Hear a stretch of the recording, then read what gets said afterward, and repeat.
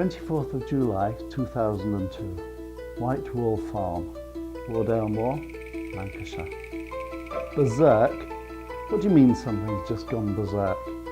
I mean exactly what I say. Something just went absolutely mental in the room next to the fines room.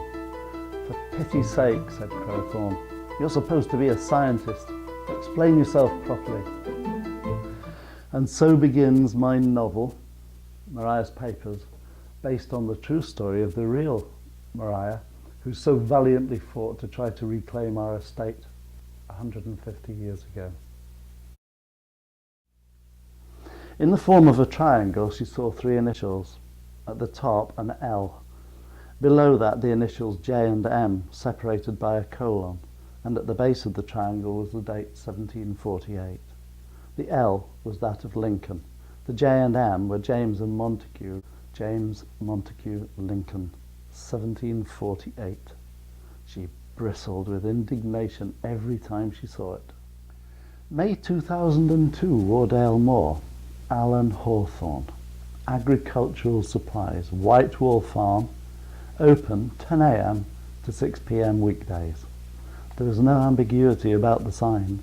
He was there. Sam Chance turned his car into the driveway of Whitewall Farm and stopped. The sense of presence was crushing. How many Chances had walked down this drive? How many times had Mariah walked down this drive? It was almost surreal. He was there, where it had all happened over 130 years previously. I can't ever forget the first time that I arrived at Whitewall. It was a moving experience. I find it difficult to put into words how I felt. I stepped out of the car and took in a deep lungful of air. It was almost as though I was breathing the experience in and filling my lungs with it. The ground I was standing on was the same ground that 350 years of my family had walked across. It was just crushing. Once inside, he slipped his knife into his trouser belt and then quickly removed his boots, socks and jacket. He was fit and strong, but was bulky about the chest and arms, and he'd learned that flapping coattails and sleeves could snag unnoticed objects and expose his presence just as surely as a pair of heavy boots on a wooden floor. Being aware that most places had at least some creaky floorboards, he edged his way around the outside of the room as deftly as a cat, sticking close to the walls until he reached the door to the main hallway. He slipped through and then followed the same procedure until he reached the foot of the stairs. He stopped and listened, straining his ears in the darkness for even the faintest sound, but he could hear nothing. Caleb watched the retreating cab with half smile on his face and then turned to pat Sugg in approval. But this was no time for self-satisfied smugness. This was a time for stark and horrifying realization. Sugg was off the chain, unmuzzled and in pain. The smile disappeared off Caleb's face as he saw the dog looking at him. "Come to heel," he ordered. But Sugg didn't move. "Heel, you canine bastard!" he shouted with as much authority as he could muster. But he saw the dog's mouth start to quiver and tighten. He was no longer cowed and submissive, but cold and calculating. Down the Lymington River as it coursed one way and then the other on its way to the open sea. As he roared around the narrowest and tightest bend, he was suddenly confronted by the huge Yarmouth to Lymington car ferry. This was the biggest vessel to use the river, and it all but filled the channel directly in front of him. In a knee-jerk reaction, he yanked the steering wheel left in an attempt to keep the ferry on his right-hand side as he passed. This erroneous marine decision didn't go unnoticed by the ferry skipper, who gave 5 loud warning blasts on his horn. Oblivious of the meaning of the signal, Giles sped into the narrow stretch of water on the wrong side of the river and kept the power on. He thought he'd got away with it until, to his horror, the towering black hull of a large commercial fishing boat appeared from behind the ferry directly in his path. And this letter here is one of the pivotal letters in the story of the real Mariah Clegg. It concludes, and you'll forgive me for this because it's difficult to read being so old, but it concludes, she said, he said he should come to no conclusion about who really owned the property, and he said that he would put me in prison if I stayed 1 hour, but I stayed 5, so it shall be tried whether him or me must go. And it's signed Mariah Clegg. After this, it wasn't long before she disappeared into the lunatic asylum. The injustice and the horror for some of those poor individuals, such as Mariah, institutionalized for having delusions of exaltation. What the hell is delusions of exaltation if nothing but ideas above your station? And yet she was institutionalized for 20 years for that. When I was writing the novel, one of the difficulties I experienced was trying to work out how a humble mill woman could escape from a Victorian asylum. It was a nearly impossible thing to do because they were so secure.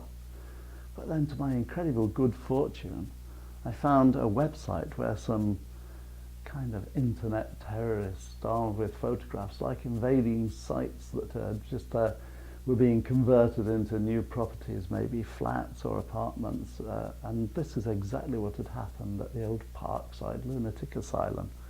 I couldn't believe it when I came across these fantastic images. The hospital gear had been ripped out and a lot of the floorboards had gone in when these chaps went in with the cameras, but they did manage to escape the security people, get inside and take these incredible photographs. They started going deeper into the hospital, down into the cellars. As you can see from these images, you can see it was pretty dark down there. And then even better, they managed to find a trapdoor that led to service tunnels. Now I was able to construct a way in which Mariah and her colleagues were able to escape. 1 hour later, Mariah lay absolutely still with her eyes closed. Her whole body felt as though it was being purged by pins and needles, and she shivered incessantly. She knew that she was in some sort of hospital, but had no idea where it was and why she was there. Nobody had spoken to her except the despicable orderlies, and the last thing that she'd remembered was being with the Johnsons as you go dark at the King's Head in Hyde. She gathered that she'd been incarcerated at the order of the Johnsons or Dar, and that it was their money keeping her there, not her ill health. She'd been a prisoner for less than 24 hours and had already endured a grossly sexual assault, and to her utmost revulsion, she realised that there could be more to come, and possibly worse.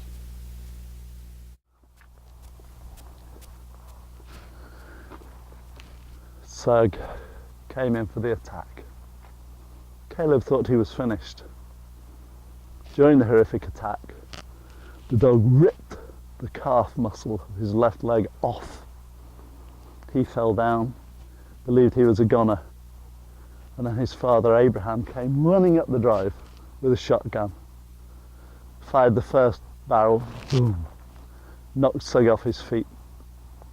Because of the sheer size of the animal, he somehow staggered back to his feet and attempted to disappear through a stile at the top of the drive. But then Abraham fired a second time and the dog went down. Abraham walked across to it, kicked it, looked at its half-open eyes and believed it to be dead. He then scooped up his son, carried him all the way down this drive and tended to his injuries. And then in the failing light, so that other people wouldn't know that the dog was no more, he came back to retrieve its body, but it was gone.